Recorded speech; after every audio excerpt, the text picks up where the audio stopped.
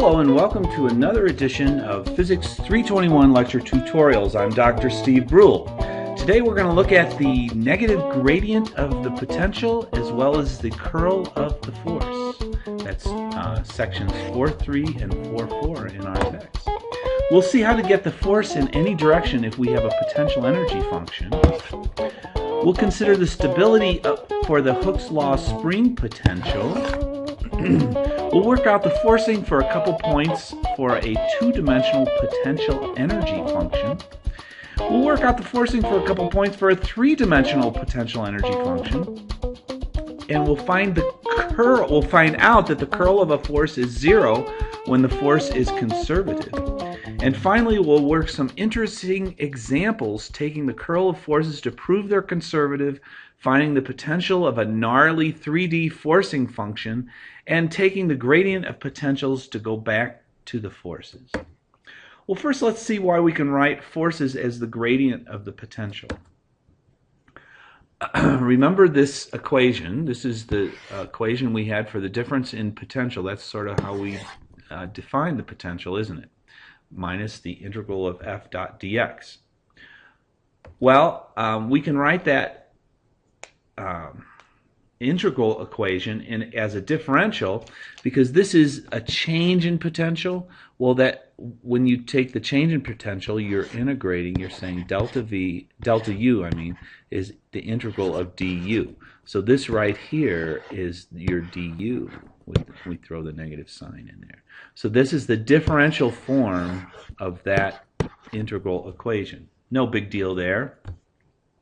Well, is this du, is that a vector itself? The answer is no, because this is a dot product between two vector quantities, and we know a dot product gives us a scalar.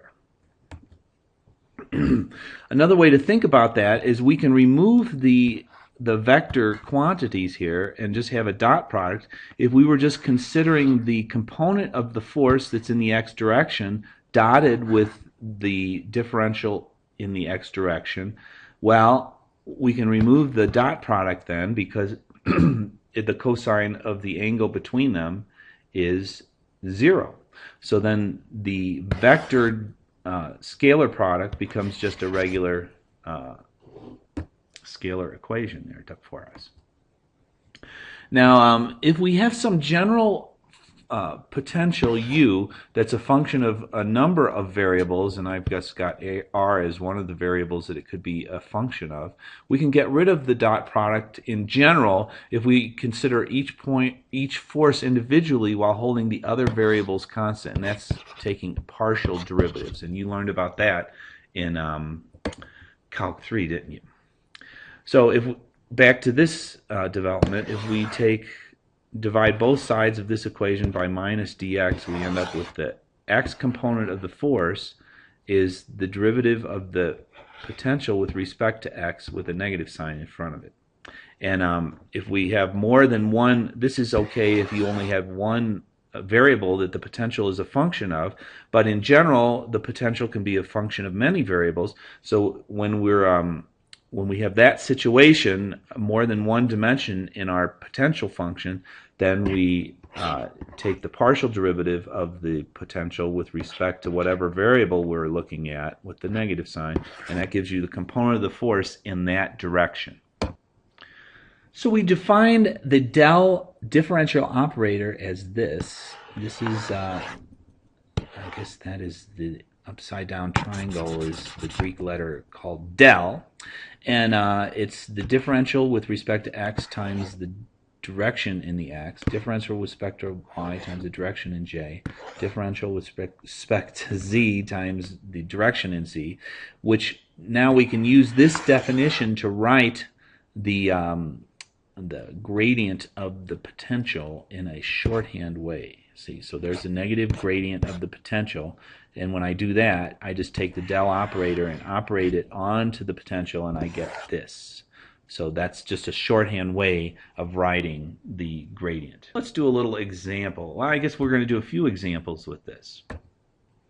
First, let's consider a Hooke's law spring where, remember, the potential energy that's stored in a spring goes as 1/2 k x squared when it's a Hooke's law spring. And we can we can plot the potential function here, and it's just a parabola. So there's the potential energy as a function of x when we're stretching the spring. So we stretch the spring this way, we go up along our potential energy curve here, and we've got, you know, if x is 5 or something, then we'd have some value of potential energy at that value. And then we could go the other way too and compress the spring, and then we still store potential energy. So if we went to x equals -5, we'd end up with the same amount of potential energy stored as if we stretched it 5 in the other direction. A little review there. Okay, well, we can find the force using our gradient, our del operator. We take negative the gradient. Okay, where were we? All right, so we take the negative gradient of the potential here. So there's the potential, we're taking negative the gradient. So in this case, it's only a function of x, so we really didn't have to take the partial derivative because there's nothing to hold constant. The partial is the same as the real derivative. So then so partial derivative of that is minus kx, and there it is. There's the force that the spring gives. So if we have this potential, we ended up getting the Hooke's law force right back out of there, and then we plot the force here, and this is negative kx. So an interesting thing about this is that I wanted to point out while we're here, and this is going to come up later in the course as we talk about these sorts of things. Oh, we already talked about that. So let's say we have a marble in a parabolic bowl. So then this equilibrium point is going to be stable, because if you move the marble over here, you get a restoring force that is negative. See how when we took the gradient of the potential, we got this as our forcing function, which looks like that. So if we move to a positive x, we end up having a negative force, which means that the force forces us back this way. And if we go to a negative x, we end up with a positive force. See, positive. So then it forces us back this way. So whenever you have a equilibrium point, we know that the net force is 0, so the forcing function has to go through the x-axis or whatever axis, you know, for the variable that you've got there. So the force is going to be 0 there, and then the thing that makes it stable is that the slope has to be negative. So that's something that everybody should know. Make sure you know that if you have a stable equilibrium point, the forcing function is going through 0, and it's going to be going in a negative direction. So if I had a forcing function that looked like this, let's say it goes, well, this would be a stable equilibrium point, and this, as we see, is going to be an unstable equilibrium point. So here's a parabolic bowl that's upside down. We have a marble on it, and if we take the gradient of this potential, see, I had some positive potential here just to show you what would happen if you had that. When you take the gradient, that just goes away, and you end up with this as your forcing function. So now if I move to a positive value of x, I'm going to get a positive force here, which is going to push it off in that direction. So that's an unstable equilibrium. Now let's consider a two-dimensional potential function that acts on a particle confined to the xy plane. So imagine we have some particle and it's moving in just the xy plane down here. You can move anywhere along there. Well, this third dimension here is the potential. So as it's moving along, here's the y-axis and here's the x-axis. It looks a little bit odd when we look at it in this perspective. But here's the x-axis. X going negative this way, so x going positive this way, and here's our y going positive this way and negative that way. So this particle can move like along a parabola, whatever, you know, whatever kind of motion we want along that xy plane. And then the potential here, this potential function tells us as it moves in the xy plane, the potential energy is changing. And why is it changing? We don't know. There's just some mysterious force that creates a potential, so that the potential at this point is going to be different than the potential at that point. And we can find what the potential at any point is by just looking up here in this third dimension. So that third dimension is not z. It can't move in 3 dimensions. It's only moving in 2 dimensions. And the potential, this third dimension, is just the value of the potential at the different points in space. Got it? All right. Let's see. That's what I just talked about. Oh, so to see how the particle moves, we can imagine releasing a particle along, even though we know it can only move along the xy axis here. So this gets students confused, but that's the way everybody does it. So try to figure what's going on out here. So the particle is only moving in the xy axis along the xy plane down here. But we imagine putting the particle up here and say, oh, what's going to happen if we release the particle here? It's going to kind of go down here and oscillate back and forth along this gutter that we're leaving. And maybe if we let it real high, it would come down and jump over that little hill and come up on this side and come back over here and go over there. So we can imagine the particle zinging around on this potential function, but we have to realize that the particle is actually moving in the xy plane, and the potential is just telling us about the forces that are acting in the xy plane. Do you understand that? So the only time that it really, you could just keep working these problems and just imagine putting the particles on the potential as much as you want, but what happens is when you write the kinetic energy, you have to realize that the particle is just moving in this plane. It's not moving along this potential, but that'll be more clear once we start writing the total energy function for particles moving in these complex potentials. Well, let's write a cross-section of the potential function at Vx0. So that means y is going to be 0. So y is 0. Here's the y-axis, and that y can go up to, this is negative in the y direction, here's positive in the y direction, there is 0 in the y direction. So if we have 0 on the y-axis, then we can move, it'll go like that. That's what our cross-section will look like. So we're just going up to here and up from here to some point, and to that point, whatever it goes to. That's the cross-section. If we take a cross-section that comes from x equals 0, it comes like that. So taking that little cross-section out, and it looks like a little double well potential there, doesn't it?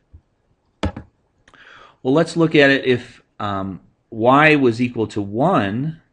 If y equals 1, well then y is 1 over here, isn't it? So x can be anything. So now the potential would be, it's going to look very much the same as it did before, but it's just going to be raised up from the way this potential looks like. It's still going to be a double well potential, but we're taking a slice at y equals 1 there. See that? Okay, hope you get that. We're taking slices of the potential, and we see what they look like along one slice. We'll sketch a cross-section now of the potential where x is 0. So x can go from 0. Here it is 0 to 1. There's and then it would go 0 to negative 1.5. It goes to negative 1.5 or 1.5 there. So there's x, and we want x to be 0, but now y can be anything. So now I'm going to let at y, I'm going to take the cross-section like this. So then it'll look like just a single well potential, won't it? And what if I took the cross-section at x equals 1 and y can be anything? So x equals 1 is here, so we're going to take our cross-section like that, coming up there, and that's going to be going along here, and that's also going to look just like a single well potential.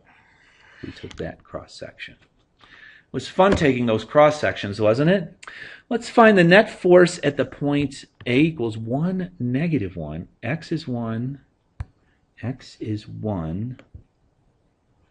X is 1. Here's the x-axis. Yeah, x is 1 right here, and y is -1, so we go -1 in the y-axis. This is hard to, -1 in the y, 1 in the x. Hard to think in that kind of xy business. So there's our point A. We're going to find the net force there. Well, to find the net force, we have to take the negative gradient of the potential. So to do that, I'm going to take the partial. First, I find the force in the x direction by taking the negative gradient of the potential function with x. So the derivative, that's holding y constant, it'd be 4x cubed with a negative sign because that's out in front, minus 4x, but we get a positive because of the negative sign out in front. So there's, and this acts like a constant when we take the partial derivative of it. Now we take the partial with respect to y, so these things act as constants, so that's just going to be minus 2y, and we got the minus sign because of that we're doing the negative gradient. All right. So then the net force is just the x component times I and the y component times j. And we got that by taking the negative gradient. So there it is. There's the net force. If we wanted to evaluate the magnitude, we'd take the square root of this squared plus this squared, wouldn't we? But we're just going to go ahead and evaluate it at this point of interest. So we plug in 1 for x and -1 for y. There's the -1, there's the 1 for the x's. And there's our net force then at the point 1, -1. So does that seem right? So if we come up here and we look at our potential, it's the net force says that we just have a positive force in the y direction and no force in the x direction. That seems right to me because we're right in this little gutter, and the gutter means that there's not going to be, it's an equilibrium point along the for x, so there's not going to be any x because we're right at the bottom of the gutter, but there is going to be a y, and it's going to be forcing it over in that direction, which is the positive y direction right there. So force, so that's the only force we have acting on our particle. When we release it at that point in the potential, it's going to force it in the positive y direction. See how this is working? How we can look at the potential, the graphs of the potential functions, and we can kind of figure out what's going to happen. The only problem with it doesn't tell us the whole story because we have to write the kinetic energy, and we have to write the kinetic energy only in the x and y plane. Well, let's find the net force at point B, which is 0.5 in the x. So here we go 0.5 in the x direction, and we're going -1 in the y direction. So there's our point B. So we look up at the potential at that function, and we see we're not quite at the crest, so that what we expect is that when we release our particle here, there's going to be a force that's going to push it down towards the bottom of that little gutter, but then there's also going to be a force that pushes it in the positive direction here. So I expect a positive y component and also a positive x component because the x is positive in this direction. So I expect to have two components to the force when I take the gradient and evaluate it at that point. Well, the gradient is the same. The force equation is the same as before. We just have the potential function. We took the gradient, the negative gradient, to get the x and y components of the force, and now we're going to plug in the point 0.5 -1 to find the actual magnitude of the force at that point, or the actual components of the force at that particular point in the xy plane, and we see, yes indeed, there's a positive component in both directions. Isn't that neat? Let's look at a three-dimensional potential function, and we can do the same business. It's just now we can't, since we have a three-dimensional potential function, the particle can move anywhere in 3 dimensions, and this potential function is telling us what the force is going to do at those different, or it's telling us the potential energy at all the different points in space, and by taking the negative gradient of that potential, we'll be able to find the direction of the forces that are acting at various points in space. But we can't draw a graph of the potential and drop our ball in the potential because we don't have a fourth dimension here. Sorry about that. And I did want to note, I put this in special, why would we need to introduce some constants if we wanted to make this a real potential energy function? So this is something that in textbooks they often do this, and I often do this on a test. And it's just what you really need is, see, this is x to the fourth. So the units of x to the fourth are meters to the fourth.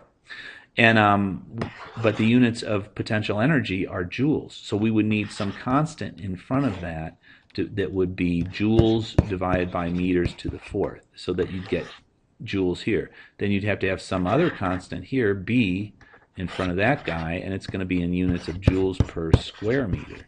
Somebody in front of that is going to be, that'd be our C, and that's going to be in joules per square meter as well. Then we'd have to have a D in front of this Z function there, I mean the Z component of our potential, and that would have units of joules per meter. So really you need those constants in there if you want everything to work out right. But we get sloppy because it's so awkward to carry those constants around everywhere when you're doing the algebra. So we often just leave them off, and we tell students just pretend that's in the right units. But then what happens is when you actually start working some problems where you're trying to find the equation of motion, if you don't have those constants, you're in big trouble because the units all get screwed up. Isn't that funny? Okay, considering forces in the considering forces in the z equals 0 plane, find the potential and forcing in the plane defined by this. That seems awkwardly written to me. Consider the forces in the z equals 0 plane. So if we say z equals 0, you know, if you have x, y, and let's call this x, y, and this is z. Well, if z equals 0, then we're just looking at the x, y plane here. So we can just say, oh, that's 0, and we'll just look at the potential in the x, y plane and find the forces in the x, y plane. We could do that. So I just made z equals 0 and rewrote the potential the same way with just z being 0. And now I just have a potential function that's just a function of x and y. Then I can find the x and y components by taking negative the gradient of the potential for both of those. Well, here's a new question. What's the net force on the particle at this point in 3 space? So that's just like what we'd been doing before for the previous example. The first thing you do, this should be x, y, z. Another error in our PowerPoint here.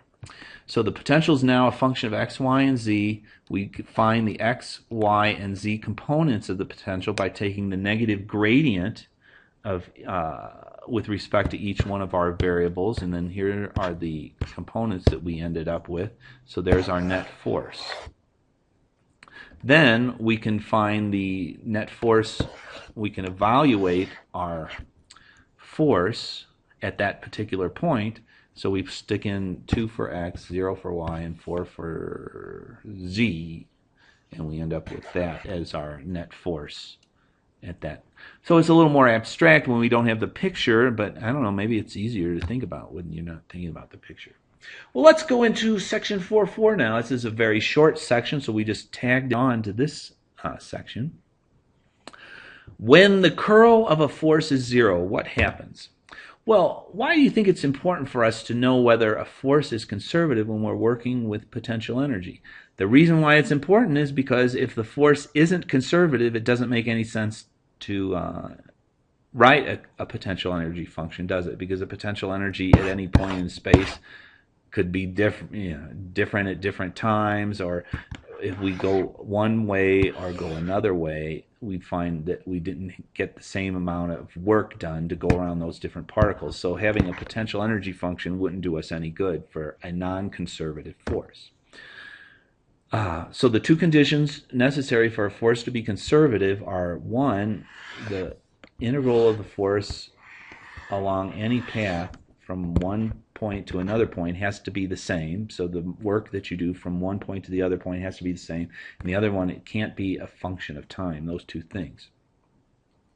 Well, how would you go proving that the work done from point 1 to 2 is the same for all possible paths for some, f equals kx squared plus z y to the fourth. So how could you prove, say you have some arbitrary force, and I want to prove that that force is conservative? Well, I could integrate it along one path, then integrate it along another path, then integrate it along another path, and just do an infinite path, but it would take us an infinite amount of time to do that, to prove that the work done along any path is going to be the same. I can see that it's not a function of time, so that's all right. It's just a function of position, but I can't. It's hard for me to prove that path thing. Well, it turns out we've got some good news for you. If the curl of the force is 0, then that force is going to be independent of the path. So that means it's going to be conservative. So as long as the curl of a force is 0, then we have a conservative force. Isn't that nice? You can look to, I don't think that even Taylor derives this. It's quite a gnarly derivation.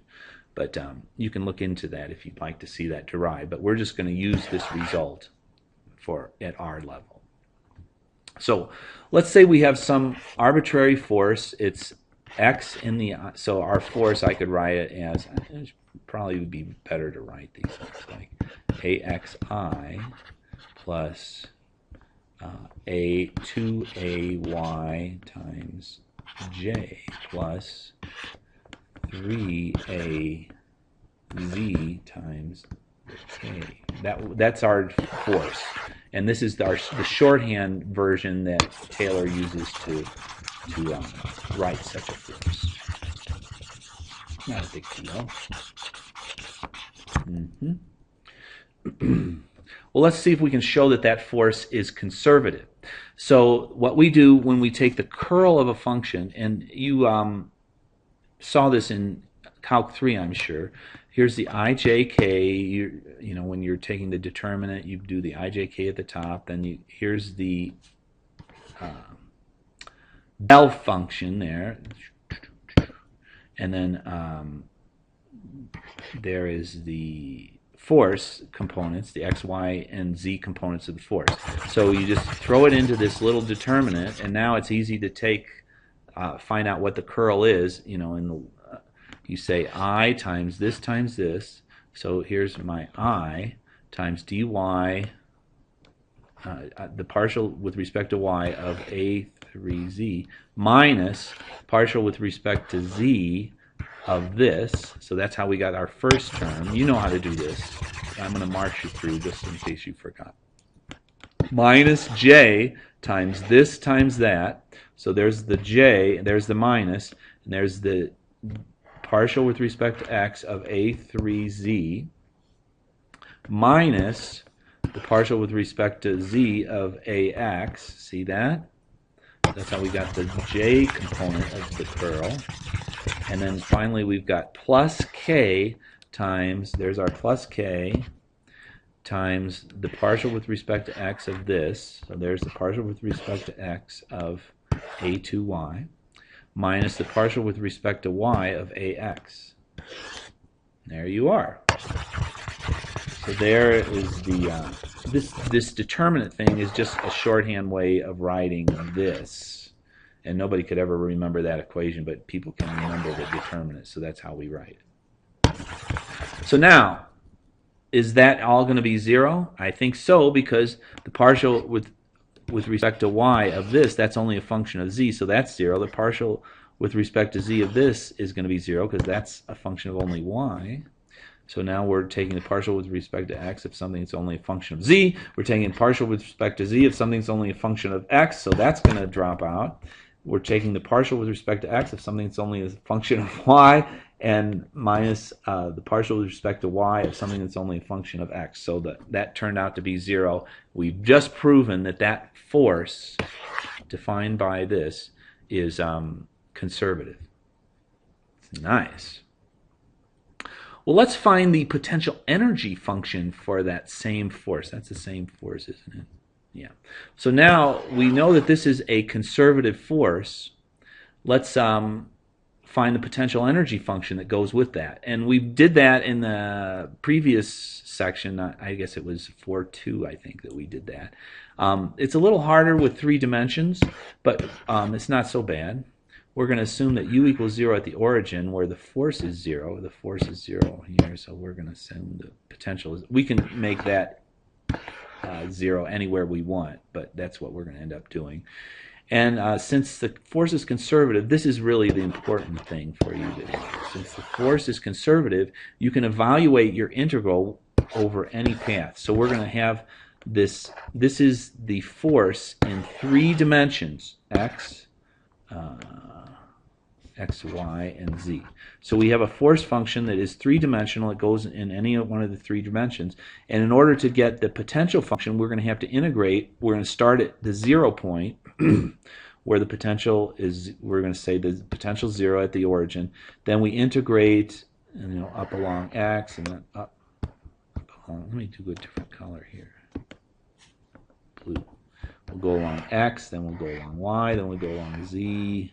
We end up at some point up there, and it didn't look so good, but you're integrating. You could take any points you want. You could integrate along a parabola in that, and then you could do another parabola here. But it doesn't matter, since we already proved it was a conservative force, so we can take any path we want, but we're going to take the easy path. We're going to integrate along x, because then y and z are constant, and we're going to integrate along y, because then x and z is constant. Then we're going to integrate along the z-axis, and then y and x are constant. Makes our whole process a little easier. So here's the first leg of the journey. Let's go from 0, 0, 0 to x, 0, 0. So both y and z are constant, and they're also at 0. So we integrate this particular function. This goes out because y is 0.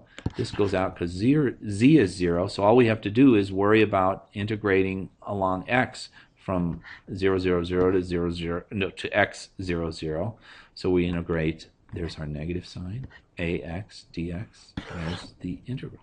And then we're going to have to, it's already evaluated from 0 to x for us. Okay. Second leg of our journey, we're already at x, so we're going to stay at x, and we'll integrate now from 0 to y, holding the z and the x constant. So now x is going to be a constant, so we'll just consider that being a constant. Y is going to go from 0 to y, and z is going to be a constant, which is 0, so we don't even have to worry about that guy.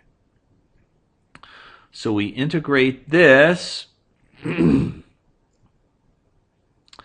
So the integral from, I didn't show the integral of this guy. So really we should have integrated that, but we're integrating, I'm only showing the integral of the middle part here. But when we integrate axi dotted with dyj, see the dot product goes to 0. So then the dot product between I and j is 0. So that's why we didn't have to worry about that first guy, because we're just moving along the path dyj. So that one went to 0. This already was 0 because z was 0. X isn't 0 there, but I dot j is 0. Okay, so we're integrating to a y dy from 0 to y. The 2 a's come out, and we end up with this. There we are. So now that was our second leg of the journey. Third leg of the journey goes from, now we're already at x, y point, and now we're just going from 0 to z, and ds. I should have been pointing those ds's out all along the way. So now in our third path, ds is dz times k. And remember, we're picking the easiest paths to integrate along, but you might, for your own enjoyment, try integrating along some other weirdo path and show that you get the same result. It'd be a lot of fun. So here we are. We've got the force dotted with our ds element. Now these two go to 0, and we're integrating 3az from 0 to z. And that turns out to be this.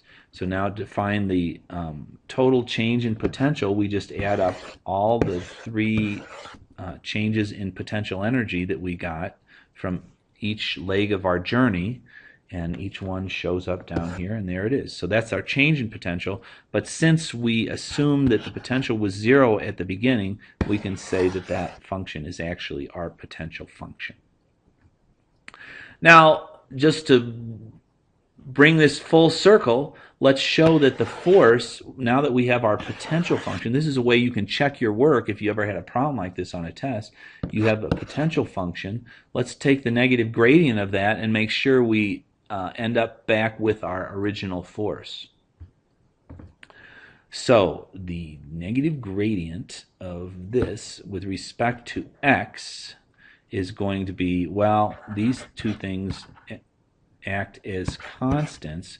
So when I take the gradient of this with respect to x, the 2 is going to come out in front. I've got a negative sign with a negative sign, so that's going to be positive. So I'm going to end up with 2ax, and that was our force function. Oh, not 2ax, because we had the half there, I forgot. So the 2 came out in front, but then I had that half and it canceled out. So we ended up with axi. And then you can go through the same partial for this and the same partial for that, and we ended up with, this should have been x here, and then 2y in 3z in the z direction. So that was our original force. I've got to correct those 2 errors in our PowerPoint. Show that this force is not conservative. All right, so here's a force. That's an interesting force. Let's show that that's not conservative. So we take the curl of it, and the way you do it is you put the x component of the force here, y component here, z component here, and we're taking the curl of the force. So we put the operator there and the ijk, and then I'll leave it to you to march through and show that when you expand the determinant of that matrix, you end up getting this, and then that doesn't look like it's 0. Because the determinant of this, the partial derivative of that with respect to y is 0. The partial derivative of that with respect to z is 0. That looks good. But look, we get a 3z here, and when we took the partial with this with respect to z, we end up with something there. So that one turned out to be 0. That one turned out to be 0, but the middle one is not 0. And if the curl of a force is not 0, it's not conservative. Well, what did we do today? We showed how we can get the force from any potential energy function by taking the negative gradient. We considered the stability for a Hooke's law spring potential.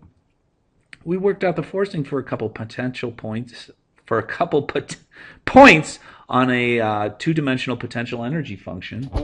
We worked out the forcing for a couple points for a three-dimensional potential energy function. We found out that the curl of a force is 0 when the force is conservative, and if the force is not conservative, the curl is not 0. And we worked a number of interesting examples. Thank you so much.